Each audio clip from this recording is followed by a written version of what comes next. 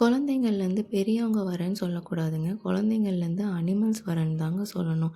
இந்த சம்மர் வந்துட்டாலே அனிமல்ஸ் கூட ரொம்ப கஷ்டப்படுறாங்க. இன்றைக்கி எங்கள் வீட்டு நாய்க்குட்டியோட க்ரூமிங் சீரீஸ் தாங்க பார்க்க போகிறீங்க. மார்னிங்கே கால் பண்ணி க்ரூமரை வர சொல்லியாச்சு. அவங்களும் பார்த்திங்கன்னா எல்லா செட்டப்போடையும் வந்துட்டாங்க.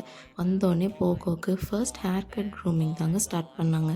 அதுவும் பார்த்திங்கன்னா செம்ம ஜாலியாக என்ஜாய் பண்ணிகிட்டு இருந்தது. நாங்கள் சின்ன வயசுலேருந்தே சம்மர் வந்தாலே அவளுக்கு ஜீரோ ட்ரிம்மிங் பண்ணிடுவோங்க. அதனாலே அதுவும் நல்லா அடாப்ட் ஆகிருச்சு. நல்லாவே கோஆப்ரேட்டும் பண்ணுச்சு. அதனால சட்டுன்னு ட்ரிம் பண்ணிவிட்டு பாத்திங்க்கும் போயிட்டாங்க.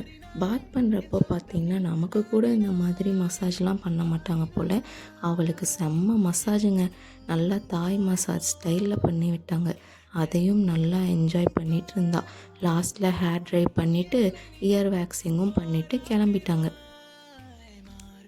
போகவும் பார்த்திங்கன்னா நல்லாவே ரெஃப்ரெஷிங்காக ஃபீல் பண்ணுச்சுங்க.